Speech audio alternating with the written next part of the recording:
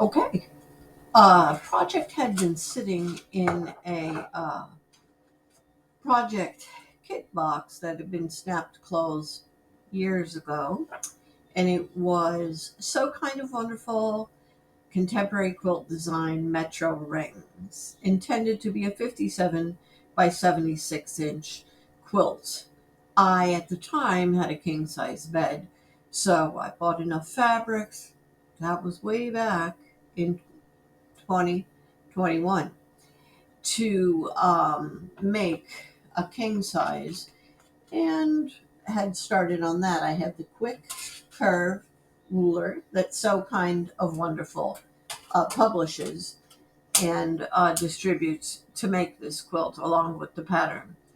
So this video is showing you me picking it back up 4 years later and taking the partial blocks, being a strip set that is then cut on the curve using the special ruler that they manufacture, and then attaching it. In my case, I use Rocklon bleached white muslin 90-inch wide for many of my projects, so I buy it by the bolt. Here I then was able to go back into the project with the instructions and cut all the outer parts of the block, which go on the outer parts of the curved colored objects that you see me creating, and then the inner curve part as well. So I took all three pieces of that subset, which are the inner curve piece, fold it in half, mark it with a pin. I take then the curved set, fold it in half, mark the center with a pin on the bottom where it will attach to the inner curve. For the outer curve, I do the same thing. I fold the piece in half, I insert a pin at halfway, and on the curved piece sections that are in gold and grays in this case, I again fold that in half, and on the top outer section of that curve, I also put a pin. Then I stitch them, and it's reminiscent of stitching an armhole seam because 50 years ago, that's what I was doing, making clothes. Armholes are very similar to this curved type of stitching. Also, as a quilter, I've been taught and learned that I like to take the seam that I make and press the seam closed to set the seam, and then I open and press my seam in almost all cases to one side. In this case, I'm pressing the white fabric towards the colored fabric. So on the inner curve section, it's going away from the white, and in the outer curve section, it's going away from the white and towards the colored pieces. So it's just a tutorial to show you how I press and where I take care and concern in constructing my blocks. So this is 1/4 of a block.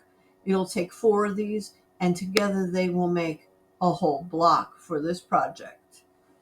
So just take a look, watch. I work on a Brother Innovis XV8550, which is a dream tube machine with both upgrades.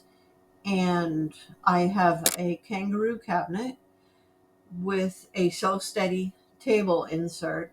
And oftentimes, as you see in this particular video, you'll see me using a wool press pad alongside. So I stitch a little, bring it to the press pad.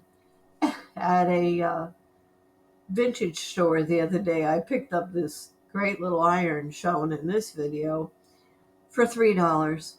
So as you'll also see in this video, I use a little spray bottle of water, distilled water, because I don't often like to fill my iron over and over and over again. and I don't have a unit like one of my girlfriends that is a fed with a water line, so there will be constant steam. I prefer to spritz the piece and press. And on the wool with the cottons, I generally use a very high setting on the iron, and this particular iron works very well for that. So you're watching a portion of me assembling 1/4 of the blocks that you'll see on my Sherry's Hooks and Needles Facebook page come together over the next few weeks. Really looking forward to the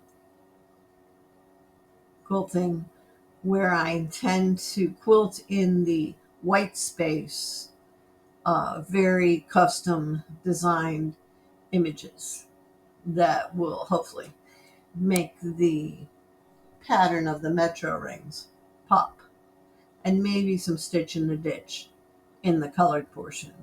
So stick around, come back, and we'll see what kind of work we'll see as we get towards the end of this project.